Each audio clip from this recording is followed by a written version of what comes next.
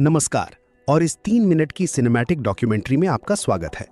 आज हम इतिहास के सबसे विनाशकारी संघर्ष द्वितीय विश्व युद्ध पर एक नजर डालेंगे। ये युद्ध 1939 में शुरू हुआ और दुनिया के लगभग हर कोने को प्रभावित किया। ये सिर्फ एक लड़ाई नहीं थी, बल्कि राष्ट्रों के बीच एक वैश्विक संघर्ष था, जिसके गहरे परिणाम हुए। इस विनाशकारी गाथा का एक महत्वपूर्ण हिस्सा एडोल्फ हिटलर और जर्मनी में नाजी पार्टी का उदय है। हिटलर ने प्रथम विश्व युद्ध के बाद जर्मनी की हार से उपजी असंतोष का फायदा उठाया। अपनी शक्तिशाली भाषण कला और उग्र राष्ट्रवादी विचारधारा के साथ वो तेजी से सत्ता में आया। एक बार सत्ता में आने के बाद हिटलर ने वर्साई की संधि को तोड़ते हुए जर्मनी की सेना का पुनर्निर्माण किया और यूरोप में अपने साम्राज्य का विस्तार करने की विस्तारवादी नीतियां अपनाई। सितंबर 1939 में हिटलर के आक्रमणों ने युद्ध की शुरुआत की।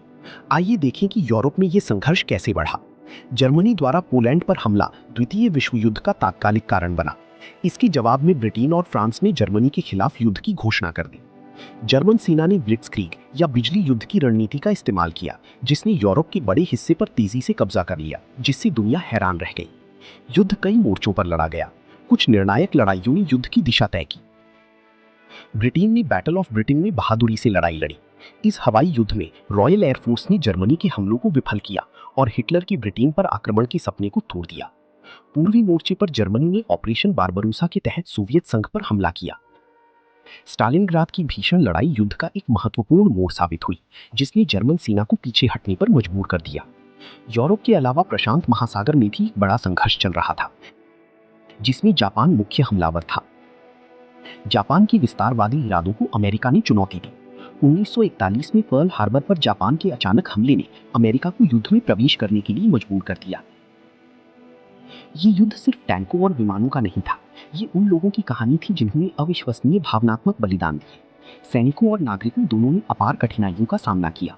परिवारों को अलग कर दिया गया और हर कोई अपने प्रियजनों की सुरक्षा के लिए प्रार्थना कर रहा था। उनका संघर्ष और बलिदान इस युद्ध का सबसे मार्मिक पहलू है। हमें होलोकॉस्ट की भयावहता को नहीं भूलना चाहिए, जहां नाजी शासन ने लाखों यहूदियों और अन्य अल्पसंख्यकों को व्यवस्थित रूप से मार डाला। ये मानवता के इतिहास पर एक काला धब्बा है। जैसी जैसी मित्र राष्ट्रों की सेनाएं आगे बढ़ी, युद्ध अपने अंतिम चरण में पहुंच गया। 1944 में नॉर्मैंडी में डी डे लैंडिंग ने पश्चिमी मोर्चे को खोल दिया। इसके बाद मित्र राष्ट्रों ने बर्लिन की ओर कूच किया और मई 1945 में जर्मनी ने आत्मसमर्पण कर दिया। हालांकि प्रशांत में युद्ध जारी रहा।